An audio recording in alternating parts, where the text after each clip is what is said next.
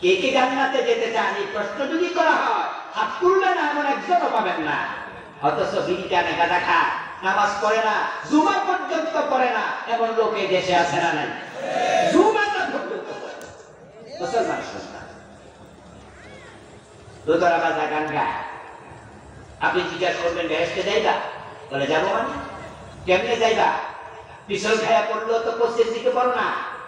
বলে চাচা বেহেশতের চিন্তা অনেক আগ থেকেই মাথায় আছে, এটা ঠিক করে রাখছে। আপনি হয়তো ভাববেন কিভাবে, বিশ্বাস হয় না? কান্দে দোতরা নিয়ে গানে গানে শোনাবে, আছেন আমার মুক্তা, আছেন আমার ব্যারিস্টার, শেষ বিচারের হাইকোর্টেতে তিনি আমায় করবেন পান, আমি পাপি তিনি জামিনদার, টন্টনা টন্টন। আছেন আমার মুক্তার, আছেন আমার ব্যারিস্টার। এই গানকে আপনারা শোনেন নাই? তাহলে বোঝা গেল এই গান গাওয়ার মতো লোক বাংলাদেশে আছে। কিছু গায়ক আছে, কিছু লেখক আছে, এই চিন্তা লালন করছে। বিশ্বাস হুজুর তার ব্যারিস্টার হইয়া কিয়ামতের দিন তাকে আল্লাহর আদালত থেকে ছুড়াইয়া সাথে করে জান্নাতে ঢুকে যাবে। আল্লাহকে সিজদা দেয় না, পীরের পায়ে সিজদা দিয়া পীরকে খুশি করে এমন লোক এই দেশে আছে কিনা? আমার বন্ধু আল্লাহর জান্নাতে যেতে চায় কিন্তু নামাজ পড়ে না, রোজা রাখে না, হজ করে না, যাকাত দেয় না, ঈমানের দাবি করে অথচ শিরক করছে, ঈমানের দাবি করছে, কুফরি করছে। আল্লাহর কোরআন বিশ্বাস করে মুখে বলে, অথচ ওই কোরআনের আইনের কথা বললে উল্টা মামলা দিয়া জেলখানায় ঢুকায়া দেয়। কোরআনের আইন মানে না, আরেকজন বলে কেন তারও দেয়, ওরও বাড়িতে ঘুমাইতে দেয় না। অথচ এই লোকটাও বলে জান্নাতে যাবেন, বলে হুজুর কি যে কোন জান্নাতে যাবে না? আপনি জান্নাতে যাবেন অথচ আপনি সত্য পূরণ করবেন না। মনে রাখবেন মহান আল্লাহ সত্যের বাহিরে কাউকে জান্নাত দেবেন না। ইব্রাহিম আলাইহিস সালামের বাবা আজর, ইব্রাহিম এমন এক নবী, কিয়ামতের দিন আল্লাহ তাআলা সর্বপ্রথম যাকে জান্নাতের পোশাক পরাবেন তিনি হযরত ইব্রাহিম। রাসূলুল্লাহ সাল্লাল্লাহু আলাইহি ওয়াসাল্লাম বলেছেন,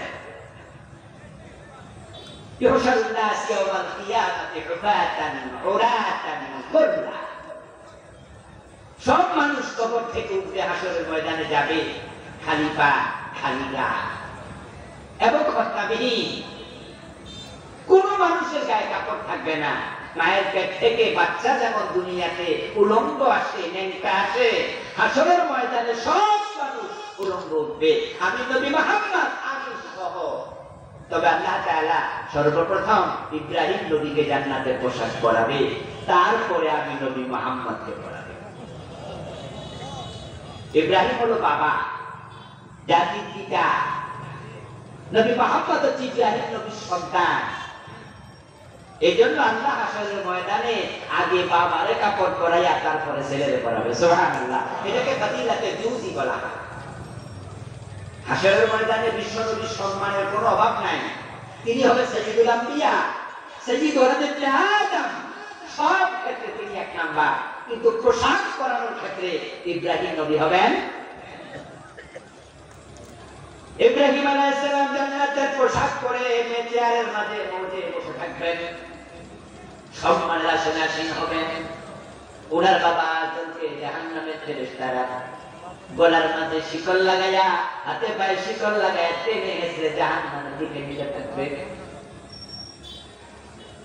قال النبي صلى الله عليه وسلم يلقى إبراهيم وأباه آدم يوم القيامة عليه قطرة غبرة।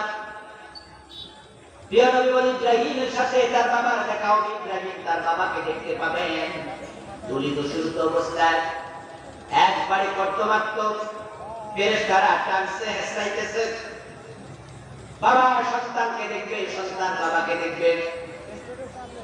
ইব্রাহিমকে মৌজে সম্মানে দেখে, জান্নাতি পোশাক পরিহিত বসা অবস্থায় দেখে আদর ফেলফেল নয়নে তাকায়া থাকবে আর বুঝাবে, ইব্রাহিম তুমি আমার জন্য আল্লাহর কাছে সুপারিশ করো।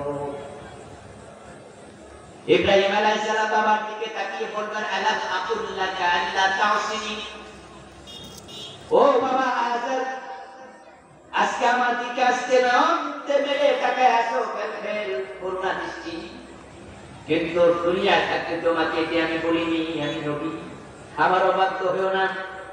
আমি কি তোমাকে বলিনি ইন্নী আরাকা ওয়া কওমাকা ফি দালালিন মুবিন, তুমি এবং তোমার পুরা জাতি খারাপ। ইয়া বাতি লিমা তা'বুদু মা লা ইয়াসমাউ ওয়া লা ইউবসিরু ওয়া লা ইউগনি আনকা শাইআ, আমি কি বলিনি ও আমার বাবা এই মূর্তির পূজা করো না, এই মূর্তির চোখ আছে দেখে না, কান আছে শোনে না, এই মূর্তি কোনো কাজে আসবে না। এই কথাগুলো যদি শুনতা আজকে গলার মাঝে হাতের মাঝে জাহান্নামের শিকল লাগানো হতো না। আলাম আকুল লাকা, তোমাকে কি বলিনি আমি? ইব্রাহিম আলাইহিস সালামের সাথে বাবা কথোপকথন। এবার আজর বলবে আল-ইয়াওমা লা আসি, ইব্রাহিম দুনিয়ায় তো বুঝি নাই, তবে আজকে বুঝছি যে তোমার কথা না শোনা ভুল হয়েছে, তাই আমি আজকে তাওবা করতেছি, ওয়াদা দিতেছি তুমি যা বলো আমি এখন থেকে সব কথা শুনব। আল-ইয়াওমা লা আসিকা, আজকে আর অবাধ্যতা করব না। আচ্ছা বলুন তো সেদিন বুঝা কি লাভ আছে? আমাদের দেশের বেনামাজিরাও বুঝছে, বেরোজগারিরাও বুঝছে, পীরের পায়ে সেজদা দিয়া ঈমান যারা হারাইছে তারা বুঝবে, আল্লাহর কোরআনের এই বিরুদ্ধাচরণ করে আলেম ওলামাদেরকে যারা জেলে ঢুকাইছে তারাও সেদিন বুঝবে, সেদিন সবাই বুঝবে। কিন্তু লাভ নাই। ফুটবল খেলার জন্য রেফারির পক্ষ থেকে কর্তৃপক্ষের পক্ষ থেকে 90 মিনিট সময় দেয়। 11 জন প্লেয়ার 22 জন নামে, এই 90 মিনিট বলটা তাদের অধীনে থাকে, চাইলে সে গোল দিতে পারে। কিন্তু যখন 90 মিনিট চলে যায় রেফারি বাঁশিতে হুইসেল বাজায়। এই খেলার সাথে সবাই কম বেশি পরিচিত, তাই বোঝার জন্য বলছি, example is the better then advice. 90 মিনিটের মাথা বুকের মাঝে মাটিটা দিয়া আওয়াজ করে হাতটা এইভাবে দিয়ে রেফারি বুঝায় খেলা শেষ। এক পক্ষ 10টা গোল দিছে আর এক পক্ষ একটাও দেয়নি। এই 90 মিনিট চেষ্টা করেছিল, পারেনি। এখন রেফারি হাতে ধরে পায়ে ধরে দিয়ে বলে যে ভাইজান আমার 10টা মিনিট টাইম দেন, কমপক্ষে 1 মিনিটে ফিরিয়ে দেই। টাইম কি আর দেবে? দাঁড়ায় দাঁড়ায় চিৎকার দিল কি টাইম দেবে? বলবে না, সিস্টেমে আর আজর সেদিন বলবে আল-ইয়াওমা লা আসি, কথা দিলাম ইব্রাহিম তোমার কথা অমান্য করবো না, অবাধ্য হব না। বলো কি করতে হবে বলো। ইব্রাহিম নবী জানে আজকে বাবার কথার কোনো দাম নাই, নতুন করে আজকে ঈমান আনার কোনো সুযোগ নাই, হাসরের ময়দানে আর আমল করার কোনো সুযোগ নাই। তাই তিনি বাবার সাথে কথা বলা বন্ধ করে আল্লাহর সাথে কথা বলতে শুরু করে দেবেন।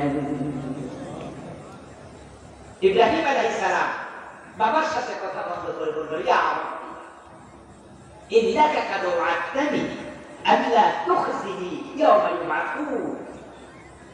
ওয়া আমার আল্লাহ, ও আমার রব, দুনিয়া থাকতে আপনি আমাকে ওয়াদা দিয়েছিলেন যে কিয়ামতের দিন আমি ইব্রাহিমকে আপনি শরম দেবেন না, লজ্জা দেবেন না। ফাআইয়ুল খিজি আখযা মিনাল আবি মিন আবি আল-আবাদ। ও আমার আল্লাহ, আমার চোখের সামনে আমার বাবার ঘাড়ে হাতে পায়ে শিকল বেঁধে ফেরেশতারা টানতেছে, আমি ইব্রাহিমকে লজ্জা পাইলে আমি তার ছেলে না? আচ্ছা এই যে বাজার আছে, বাজারে যদি আপনার সামনে কেউ আপনার বাবাকে থাপ্পড় দেয়, আপনার ইজ্জত হবে না আপনার বেইজ্জতি হবে? আপনাকে থাপ্পড় দিতে চায়, বেইজ্জতি হবে কেন? বেইজ্জতি হওয়ার কারণ সে আপনার বাবা।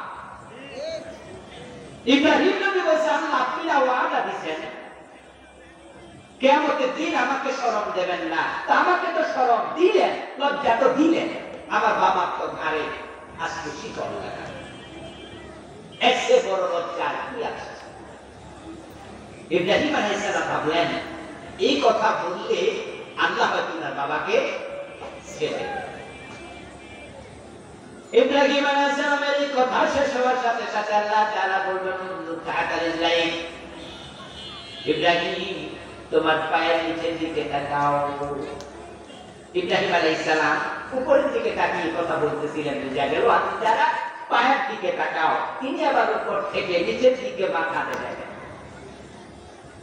নিচের দিকে মাথা দিয়ে দেখবেন যে জায়গায় হাতে পায়ে গলায় শিকল লাগানো আজর দাঁড়ানো ছিল ওখানে আজর নাই, বরং হাতে পায়ে গলায় শিকল লাগানো একটা রক্ত মাখা শুকর দাঁড়ানো। এক মুহূর্তের ভিতরে আজরকে শুকরে পরিণত করলেন কে? তিনি কোন ফায়াকুনের মালিক। إنما يقول إنما إذا أراد الله شيئا أن يقول له كن كن। তিনি কিছু চাইলে কষ্ট লাগে না, সময় লাগে না, أن يقول له كن, শুধু বলেন হও। وما من ساعة إلا كلمح البصر إلا كلمح البصر أو هو أقرب। এই যে বিশাল আকার, বিশাল জমিন, এই মালাকুত, এই জাবারুত, এই মঙ্গল গ্রহ, সূর্য, চন্দ্র, নক্ষত্র, বুধ, শুক্র, পৃথিবী, মঙ্গল যা আছে, যা আমরা দেখি, যা দেখি না, তামাম সৌরজগৎ সবটা কিয়ামতের দিন আল্লাহকে দিন ভাঙবেন। আল্লাহ কোরআনে বলেন চোখের পলক পড়তে যত সময় লাগে এর চেয়ে কম সময়ের ভিতরে আমি সব কিছু ভেঙে খানখান করে ফেলবো।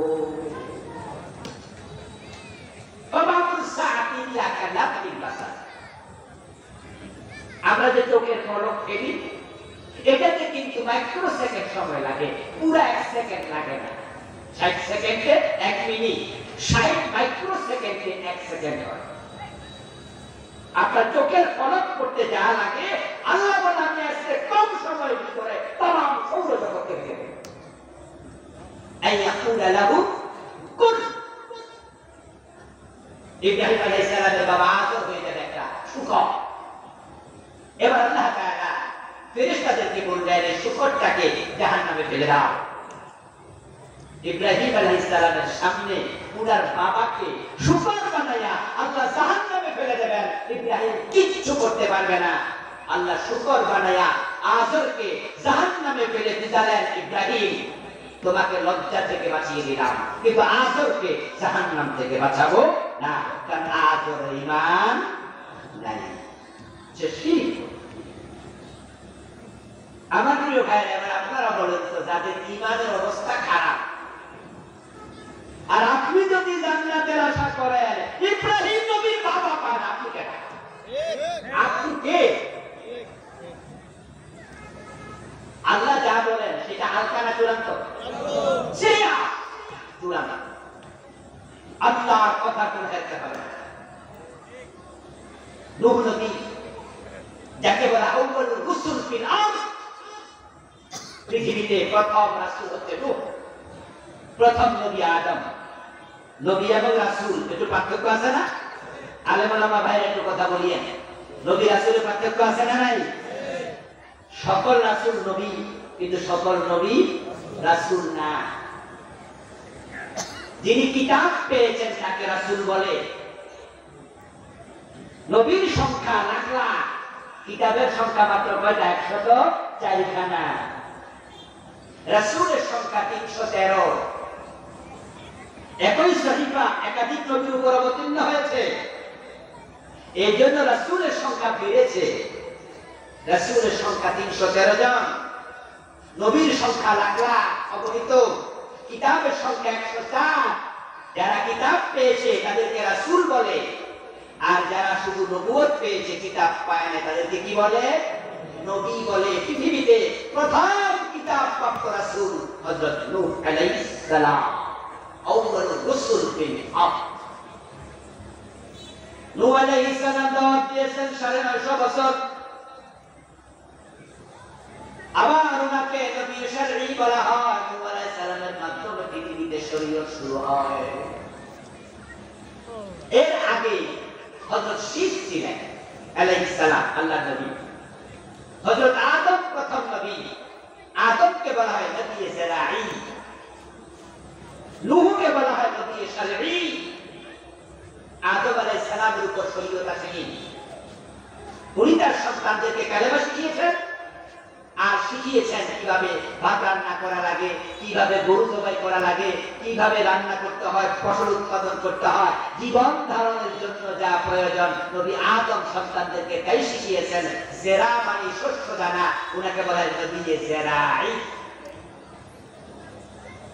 যে নূহ হচ্ছে পৃথিবীতে প্রথম রাসূল, যে নূহ হচ্ছে শরীয়তের প্রথম নবী, শরীয়ত প্রাপ্ত, সে নূহ নবীর সন্তান ছিল চারজন ছেলে। তার মাঝে একজনের নাম ছিল কেনান। কেনানের নাম আপনারা নতুন করে আজকে শুনছেন তা নয়, এই নামটা আমি আশা করি সবাই আগে জানেন না? এবার আপনাদের কাছে আমি জিজ্ঞাসা করবো, যারা জানেন একটু জবাব দেন, কেনান কি জান্নাতি না জাহান্নামী? কারণ কেনান নবী নূহের উপর ঈমান আনে না, এসেছিল কাফের। আমার বন্ধু, জান্নাতে যাওয়ার জন্য প্রথম শর্ত ঈমান। ইব্রাহিমের বাবা শিরক করেছে, জান্নাত নাই। নূহ নবীর ছেলে কেনান কবুল করেছে, জান্নাত নাই। যখন প্লাবন হলো, চারদিক থেকে পানি, নূহ নবীর প্লাবনের সময় আকাশ থেকে বৃষ্টি বর্ষিত হলো এবং মহিলারা রান্না করার জন্য যে মাটির মাঝে গর্ত করে চুলা বানায়, নূহ নবীর সময় এমন পানি এসেছিল ওই চুলাগুলার ভিতর থেকে পানি বের হয়েছে। মুষলধারে আকাশ থেকে আল্লাহ বৃষ্টি দিয়েছেন, জমিনের গর্ত থেকে পানি বের করেছে চুলার ভিতর থেকে। কথা কোরআনে আল্লাহ বলে চুলা পর্যন্ত উঠতে উঠতে পারে। উনি নৌকাটা বানাইছিলেন দোতলা, তো বানাইছে তিনি একবারে শুষ্ক জায়গায়। উনার উম্মতরা জিজ্ঞাসা করছিল, ও নূহ, এরকম শুকনা জায়গায় নৌকা বানাও কেন? নূহ আলাইহিস সালাম বলছিল, ঈমান তো আনো নাই, পানিতে ডুববা পড়বা, ওরা তো আবার পানি, এখানে কি করবে সব, এখানে পানি করতে। নূহ নবী বলে আসতেছে। কয়েকদিন পরে যখন প্লাবন হলো, চারদিক পানিতে থই থই করছে, কেনানকে নূহ নবী বলতেছে, আমার সাথে যারা ঈমান আছে তারা তো সবাই উঠে গেছে নৌকা, বাবা কেনান তুইও। ইয়া বুনাইয়া কাব মা'না, কোরআনে আল্লাহ বলে, নূহ নবী বলছে ইয়া বুনাইয়া। বুনাইয়া শব্দের অর্থ হলো প্রিয় ছেলে। যদিও আরবিতে ইবনুন মানে ছেলে, বুনাইয়া তার তাসদীক, ইবনুন মানে ছেলে, বলে ইয়া ইবনি, ও আমার ছেলে, এটা বলেন নাই, বলেছেন ইয়া বুনাইয়া কাব মা'না, ও কলিজার টুকরা ছেলে, পানিতে ডুবিস না, বাবা আমার সাথে আমার নৌকাতে উঠে যা। ওই নৌকাতে উঠেছিল মানুষের সংখ্যা 40। 950 বছর ঈমান আনছে 40 জন। কোন কোন মুফাসসির বলছে না, সেখানে সংখ্যা ছিল 80। 950 বছর ঈমান আনছে 80 জন। নূহ আলাইহিস সালাম তার ছেলেকে বলে, তাদের মতো তুইও। কিন্তু কেনান জানতো নূহের নৌকায় উঠলে একটা টিকিট কাটা লাগে, ওই টিকিটটা হচ্ছে লা ইলাহা ইল্লাল্লাহ নূহুন নবিয়্যুল্লাহ। কেনান বলছে, না না, তোমার নৌকায় উঠতে যে টিকিট কাটা লাগে ওই টিকিট আমি কাটবো না, আমি তুমি নবী, এটা আমি মানি না। বলেন নাউযুবিল্লাহ। হকের পথে থাকা সহজ নয়। নিজের পরিবার বিরোধী হতে পারে, নিজের সন্তান বিরোধী হতে পারে, স্ত্রী বিরোধী হতে পারে। নূহ নবীর বউটা পর্যন্ত কাফের ছিল। 2 জন নবী স্ত্রী কাফের। কয়জন নবী? একজন নূহ আর একজন হযরত লূত আলাইহিস সালাম। নূহ নবীর বউ কাফের, নূহ নবীর ছেলে কাফের। আমার প্রিয় ভাই, নূহ আলাইহিস সালাম ছেলেকে ডাকে, ছেলেকে উঠবো না, পানিতে ডুববা। আর কি যে বলেন পানিতে ডুববো? সাবি ইলা জাবালিন ইয়াসিমুনি মিনাল মা, আমি ওই পাহাড়ের চূড়া উঠবো, তাহলে আর পানি সেখানে পৌঁছবে না। নূহ আলাইহিস সালাম বলে, লা সিবালিয়াও, আজকে তোরে কেউ বাঁচাতে পারবে না, ও কলিজার টুকরা ছেলে ওঠ নৌকা, আজকে পাহাড়ও ডুবে যাবে। ছেলে ওঠে নাই, পানিতে ডুবে মরে গেল। নূহ আলাইহিস সালাম যখন দেখে কেনান পানিতে হাবুডুবু খাচ্ছে, ডুবে যাচ্ছে, মরে যাচ্ছে, তখন তিনি আল্লাহকে ডেকে বলে, আল্লাহ এর তো ডাকলাম, হয়তো ওঠে না, ইন্নাবনি মিন আহলি, আল্লাহ তুমি একটু বাঁচাও, তুমি একটু বাঁচাও, তারে সুমতি দাও, তাকে তুলে দাও, সে আমার পরিবারের লোক। আল্লাহ তাআলা এতটাই রেগে গেলেন, তিনি বললেন, ও নূহ লাইসা মিন আহলি। আল্লাহ সিদ্ধান্ত কত চূড়ান্ত হয় দেখেন। নূহ আলাইহিস সালাম বলে আমার ছেলে, আর আল্লাহ বলেনি তোমার ছেলে না, লাইসা মিন আহলিক, আল্লাহ তার সাথে তোমার পরিবারের কোনো সম্পর্ক আছে? দুনিয়ায় থাকতে আল্লাহ তাআলা কেনানকে তার পরিবারের সদস্য থেকে নাম কেটে দিলেন। কেনান চিরস্থায়ী জাহান্নামী হবে। এবার আপনারা বলুন তো, নবীর ছেলে ঈমান না থাকলে কেনান যদি জাহান্নামী হয়, এখন ঈমান ছাড়া যদি আমরা মরে যাই, আমাদের উপায় আছে নাকি? ঈমান ঈমান ঈমান এটা লাগবে। এখন এই ঈমানটা বাংলাদেশে সবচেয়ে কম। আবার বলছি, ভালো করে শুনুন, যেটা ছাড়া জান্নাতের ধারে কাছে যাওয়া যাবে না সেটা হলো ঈমান। আর বাংলাদেশে এটাই সবচেয়ে টু বি অনার্স অনেক। এই যে মাথার দিকে তাকান, টুপিওয়ালার অভাব নাই, দাড়িওয়ালা আছে হাজার হাজার, পাঞ্জাবিওয়ালা আছে, হাজি আছে, নামাজি আছে। মসজিদে যাবেন জুমার দিন ঢাকা শহরে, এক এক মসজিদ 3 তলা 4 তলা 5 তলা। আমি একটা মসজিদে জুমা পড়াই, উঠো 5 তলা, দোতলা পর্যন্ত এসি করা। জুমার দিন মসজিদ ভরে যায় তো 12টা, 12:15টার ভিতরে, 12:30টার ভিতরে 5 তলা ক্লোজ। তারপরে যারা আছে রাস্তায় 1 মাইল পর্যন্ত চলে যায়, আধা মাইলের উপরে চলে যায়, প্রায় 1 মাইল। শুধু আমার মসজিদ না, ঢাকায় 3 তলা 4 তলা 5 তলা 6 তলা সব মসজিদে লোকে লোকারণ্য। তোমার কি অভাব নাই? মুসল্লি, দাড়িওয়ালা, টুপিওয়ালার অভাব নাই, কিন্তু ঈমানওয়ালার বড় অভাব। আল্লাহ তাআলা বলেন, মা ইউমিনু আকতারুহুম বিল্লাহি ইল্লা ওয়া হুম মুশরিকুন। কোরআনে আল্লাহ বলেন, এই মানুষগুলোর অধিকাংশ তারা আল্লাহর উপর ঈমান আনবে, তবে শিরক করে এগুলো আবার মুশরিক হয়ে যাবে। ইন্নাল্লাযীনা আমানু সুম্মা কাফারু সুম্মা আমানু সুম্মা কাফারু সুম্মা ইযদাদু কুফরা লাম ইয়াকুনিল্লাহু লিয়াগফিরা লাহুম ওয়া লা লিয়াহদিয়াহুম সাবিলা। ঈমান আনবে আবার কাফের হয়ে যাবে, কুফরি করবে, ঈমান আনবে আবার কাফের হয়ে যাবে, ঈমান আনবে আবার শিরক করে মুশরিক হয়ে যাবে।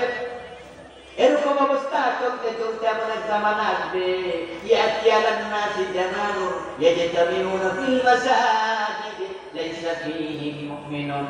আমার রাসূল ভবিষ্যৎবাণী করছেন, এমন এক জামানা আসবে, সেই জামানার মানুষগুলো মসজিদে জামাতের সাথে নামাজ পড়বে, কিন্তু একটার ঈমান থাকবে না।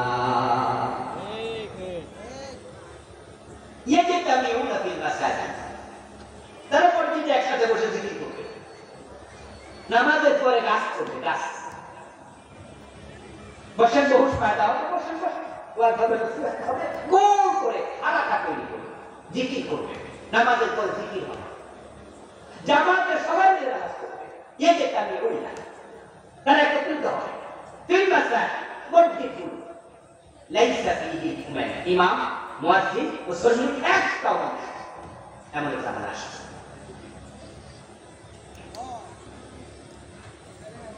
قال النبي صلى الله عليه وسلم تكون بين الساعة فتن كقطع الليل المسلم يصبح فيها الرجل مؤمنا فيمسي كافرا ويمسي مؤمنا فيصبح كافرا ويبيع أقوام دينهم بعرض من الدنيا। ভবিষ্যৎবাণী করছেন, কিয়ামতের আগে এমন অবস্থা হবে, সূর্য ডুবে গেলে যেমন আধার চারদিক থেকে আসে, কিয়ামতের আগে পৃথিবীর চারদিক থেকে কুফরি বের হবে। কি বের হবে? এক কথা বলেন ভাইয়া, কি বের হবে? কুফরি বের হবে। কিয়ামতের আগে চারদিক সূর্য ডুবলে যেমন চারদিক থেকে অন্ধকার আসে, রাসূল উদাহরণ দিচ্ছেন কিয়ামতের আগে কুফরি বের হবে। ইউসবিহু ফিহা রাজুলুন মুমিনান ওয়া ইউমসি কাফিরা। আর ওই সময় তোমরা যারা জীবিত থাকবে সাবধান সাবধান সাবধান, কারণ মানুষেরা সকালবেলা মুমিন থাকবে, সন্ধ্যাবেলা কাফের হবে। সন্ধ্যাবেলা মুমিন থাকবে, সকালবেলা কাফের হবে। ওয়া ইয়াবিউ আকওয়ামুন দীনাহুম বিআরাদিন মিনাদ দুনিয়া। ঈমান যাদের আছে, দ্বীন যাদের আছে, তারা দুনিয়ার ক্ষমতা টাকার কাছে মাথা নত করে নিজের ঈমান বিক্রি করে দেবে। শুধু ক্ষমতার জন্য, টাকার জন্য, সরকারের একটু সুবিধা পাওয়ার জন্য জালেমদের সাথে হাত মিলায়, নাস্তিকদের সাথে হাত মিলায় এমন আলেমও আছে না? শাহবাগের মোড়ে নাস্তিকদের সাথে হাত মিলিয়েছে এমন আলেম বাংলাদেশেও। রাসূল 1400 বছর আগে বলেছে। এই হাদিসগুলো এখন মিলে যাচ্ছে। ইয়াতি আলান নাসি জামানুন الصابر منهم على دينه كالقابض على الجمر। আমার রাসূল ভবিষ্যৎবাণী করতেছেন এমন এক জামানা আসবে, যে জামানায় যাদের ঈমান আছে তারা এতটাই বিপদে পড়বে, হাতের মাঝে আগুনের কয়লা রাখা যত কঠিন, দিনের উপরে ঈমান নিয়ে টিকে থাকা তত কঠিন হবে। যারা প্রকৃত ঈমানদার দেখবেন তারা সত্য কথা বলে, কোরআনের আইনের কথা বলে, তাই তারা বিনা দোষে মামলার আসামি হইয়া রাস্তায় রাস্তায় ঘুরে নিজের ঘরেও ঘুমাতে পারে না। আপনি বলবেন যে রাসূলের হাদিস হাতের মাঝে কয়লা রাখা যত কঠিন, ঈমান রাখা দিনের উপরে টিকে থাকা তত কঠিন। কই হুজুর, আমার তো কোনো কঠিন কিছু দেখি না, আমি তো নামাজ পড়ি, রোজা রাখি, আমি তো কালেমা পড়ি, আমি তো মুমিন, তো আমার কাছে কঠিন কিছু নাই। আমি বলবো দোস্ত, তুমি কঠিন বিপদে কেমনে করবা? তুমি তো ইসলাম অর্ধেক মানো, তুমি তো হক কথা বলো না, জালেমের সাথে আঘাত করে চলো। সমাজের অন্যায় অনাচার দেখে তোমার কষ্ট লাগে না, বদ্দিনী দেখে তোমার টেনশন হয় না। আমার প্রিয় ভাই, রাসূলুল্লাহ বলছেন মানুষগুলো সকালবেলা মুমিন, সন্ধ্যাবেলা কাফের হবে। প্রশ্ন হলো কেমনে কাফের হবে? উত্তর তো রাসূল নিজেই দিলেন, যার দিক থেকে কুফরি বের হবে। বাংলাদেশে কি পরিমাণ কুফর কল্পনা করতে পারবেন না, যে আমরা কত রকমের কুফরিতে আছি, কি পরিমাণ শিরক দেশে, কল্পনা করতে পারবেন না যে আমরা কত শিরকের ভিতরে ডুবে আছি। 2023 সাল জানুয়ারি মাসের 1 তারিখ বই উৎসব হলো। প্রাইমারি স্কুলে আমাদের সন্তানদের হাতে বই দেওয়া হলো। আমরা বই পাওয়ার পরেই দেখি বইয়ের মাঝে মানুষের ছবি একবারে লাস্ট, অর্থাৎ শুরুতে ছবি নিচ থেকে গেল উপরের দিকে বান্দরের ছবি। পরবর্তীতে জানা গেল বইতে বিবর্তনবাদ ঢুকানো হয়েছিল, যেটার মূল মোটো হলো, মূল অংশ হলো মানুষের পূর্বপুরুষ নাকি বান্দর ছিল। কত সালের কথা বলছি? 2023 জানুয়ারি 1 তারিখ। যখন আলেম ওলামাদের কাছে বইয়ের ছবি আসলো, ফেসবুকে এগুলো বের হলো, আমরা বই খুঁজে বের করে দেখি কথা তো ঠিক। এখন আমাদের দেশে মানুষ বান্দর ছিল, এই বিশ্বাস কি আমরা তো করি? আপনারা বলুন তো, প্রথম মানুষ কি বান্দর না আদম? মানুষের শুরু কার থেকে? বান্দর থেকে না আদম থেকে? এই কথাটা আল্লাহর কোরআনে আছে না নাই? আচ্ছা, আল্লাহর কোরআনে এটা আছে। কুফরি কাকে বলে? কুফরি বলা হয় আল্লাহর কোরআনে যেটা আছে, হাদিসে মুতাওয়াতির নামে একটা হাদিস আছে, এটা মুহাদ্দিসরা বুঝবে, আপনাদের না বুঝলেও চলবে। আল্লাহর কোরআনে যেটা আছে এবং হাদিসে মুতাওয়াতির নামক হাদিসে যেটা আছে, তা মেনে না নেয়া বিরুদ্ধাচরণ করার নাম কুফর। এই কোরআনে যা আছে এই সবটা মেনে নেওয়ার নাম ঈমান। বিসমিল্লাহর বা থেকে মিনাল জিন্নাতি ওয়ান নাসের জিন পর্যন্ত সবটার কথা বলছি, সবটা একসাথে মেনে নেওয়ার নাম ঈমান। যদি এর ভিতর থেকে আপনি বলেন যে সব মানি, একটা মানি না, বাকিটা মানি না, কোনো লাভ নেই। কাফের হওয়ার জন্য পুরা কোরআন অস্বীকার করা লাগে না। কোরআনে যা আছে সব মানো, কিছু মানবা কিছু মানবা না, অর্ধেকটা মোমেন হওয়ার কোন সিস্টেম। আর সহজ করে একটু বুঝাই। এই যে আপনারা বিভিন্ন কোম্পানি মোবাইল চালান, আমাদের সিমের মাঝে আমরা দেখি আমাদের সিম আছে গ্রামীণ ফোন, আমাদের সিম আছে এয়ারটেল, আরো কত। আপনারা যে যে সিম চালান না কেন, আপনি যদি সিম কোম্পানির কাছে যান আপনাকে নাম্বার দেবে। বাংলাদেশে বর্তমান নাম্বার চলছে 11 ডিজিট, 01716। এই 5টা হলো কোম্পানির কোড। এবার বাকি আপনাকে আরো 6টা নাম্বার দেবে, 5 আর 6 মিলে কত হবে? 11। 11 নাম্বারের একটা ডিজিট আপনাকে ধরাইয়া দিয়া বলবে এই নাম্বার মোবাইলে ঢুকানো পারছি, ঢুকায় নাম্বারটা আপনি ক্লিক করেন, তারপরে দেখবেন যে রিং বেজে উঠবে আরেক মোবাইলে। আপনি 11 ডিজিটের সংখ্যা কোম্পানি থেকে পেলেন, তারপরে দিয়া মোবাইলে ঢুকালেন, 10 ডিজিট ঢুকায়া টিপ মারলেন, একটা বাদ দিলেন, কিয়ামত পর্যন্ত দিবেন, রিং বাজবে না। কারণ কোম্পানি আপনাকে কয়টা দিয়েছে ডিজিট? সহজ কথা বলছি, কয়টা? আপনি ঢুকাইছেন কয়টা? বাদ দিয়েছেন কয়টা? একটা বাদ দেওয়ার অধিকার আপনার। যদি বাদ দেন কিয়ামত পর্যন্ত দিবেন না। অঙ্কের মতো শিক্ষিত মানুষেরা সবাই আমরা বুঝি 10 লাইনের অঙ্ক 9 লাইন ঠিক হয়েছে, 1 লাইন ভুল হয়েছে, 10-এ কত পাবেন? 0। আরেক ছেলে সে 9 লাইনে 9টা ভুল করছে, যে 1 লাইন ঠিক করছে, এ তো ভুলই করলো আজীবন, সেও কত পাবে? আর আপনি ঠিকই করলেন, শুধু এক জায়গায় পেশ লাগাইছেন, আপনি কত? স্যারের কাছে যাই বলবেন যে স্যার হেতে ভুল করলো 9টা, হেরে দিলেন 0, আমি ভুল করলাম 1টা, আমারও দিলেন 0, এটা কি নীতি হইল? স্যার জবাব দেবে বাবা এটা অঙ্কের নিয়ম। যদি কেউ বিষ খায় মারা যায় আর আপনার কানে খবর আসে অমুক বিষ খায়া মরছে, আপনি বিষ খায়া মরছে খবর শুনা কোনদিন মনে করবেন না দোকানে যত বিষ আছিল বেড়া মানুষ সব খাইয়া লাইছে, এরকম মনে করবেন।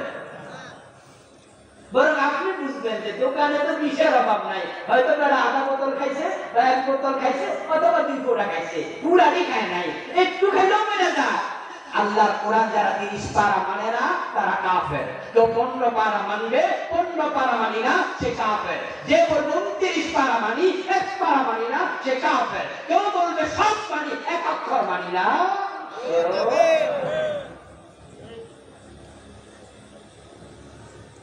ইবলিস শয়তান কাফের হয়েছে, আল্লাহর কয়টা ঈমান নেই? মাত্র একটা। এটা কাদিয়ানি নামে একটা সম্প্রদায়ের নাম শুনছেন? বাংলাদেশে কাদিয়ানি আছে না নাই? কাদিয়ানিদের ব্যাপারে আপনাদের ধারণা কি, ফতোয়া কি? যারা জানেন একটু আওয়াজ করে বলুন তো, কাদিয়ানিরা মুমিন না কাফের?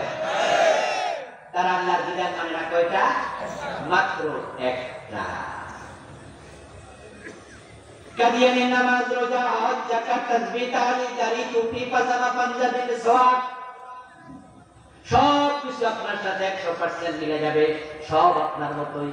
এবং বাংলাদেশের যারা কাদিয়ানি তারা হানাফি মাযহাবটা ফলো করে, মাযহাবও মিলে, নামাজও মিলে, রোজাও মিলে, হজও মিলে, যাকাতও মিলে, অথচ আমরা হানাফি মাযহাবের আলেমরা বলি কাদিয়ানি কি কাফের। সব আলেমের ফতোয়া কাদিয়ানি কাফের। কারণটা কি? কারণ হলো তারা আল্লাহর একটা মেসেজ মানে না, সেটা হলো রাসূল খাতামান নবিয়্যিন, বিশ্ব নবী, শেষ নবী, তারা এটা মানে না। তারা বলে গোলাম আহমদ কাদিয়ানো নবী। গোলাম আহমদ কাদিয়ান নামে যে লোকটা নবী দাবি করলো তার জন্ম 1835 সালে, আজ থেকে মাত্র 1500 বছর আগে। আর আল্লাহ তাআলা খাতামান নবিয়্যিন নবী মুহাম্মদকে বলছে আজ থেকে 1400 বছর আগে, ঠিক না? কাদিয়ানি বলে নবী মুহাম্মদ শেষ নবী না, আরো নবী হবে, ঈমান শেষ। এখন তারা বলে আমরা রোজা রাখি, হজ করি, যাকাত দেই, আমরা বলি লাভ নাই, লাভ নাই। অঙ্কের মতো 9 লাইন ঠিক আছে, 1 লাইন ভুল হয়েছে, ওই 9 লাইন ঠিক হইয়া কোনো লাভ নাই। ঈমান তখনই টিকবে যখন কোরআন সবটা মানবা। আপনাদের কাছে আমি প্রশ্ন করব, জানাতে জবাব দেন। ইবলিস শয়তান কাফের হলো আল্লাহর একটা বিধান অমান্য করে। ওই বিধান অমান্য করার আগেও কি কাফের ছিল? কাফের ছিল? বরং সে ফেরেশতাদের সাথে চলতো। কেউ কেউ বলছেন সে মুআল্লিমুল মালায়েকা। এবার একটা প্রশ্ন করি, এটা একটু কঠিন হতে পারে, জবাব দিতে দেখি। ইবলিস কি ফেরেশতা না জিন? মাশাআল্লাহ, প্রশ্ন কঠিন, উত্তর তো সহজ হবে। কোরআনে আল্লাহ বলেছে কানা মিনাল জিন। ইবলিস কিন্তু ফেরেশতা না, সে ছিল জিন। যেখানে আদমরে বানায় আল্লাহ বলেছিলেন সিজদা করো, সেখানে ছিল সবাই ফেরেশতা, শুধু ইবলিস ব্যতীত। আল্লাহ কোরআনে বলেছে ইসকুল্লা লিল মালাইকাতি ইসজুদু লিআদম। আমি ফেরেশতাদেরকে বলেছি ইদকুল্লা লিল মালাইকা। কাকে বলছি? জবাব দেন না কেন ভাই? মালাইকা মানে কি? ওয়া ইদকুল্লা লিল মালাইকা উসজুদু লিআদম। আমি ফেরেশতাদেরকে বলেছি আদমরে সিজদা করো। ফাসাজাদাল মালাইকাতু কুল্লুহুম আজমাউন। অন্য এক আল্লাহ বলে সব ফেরেশতা একসাথে সিজদা করলো, ইল্লা ইবলিস। ইবলিস খাড়া হইল, সিজদা সে করলো না। আল্লাহ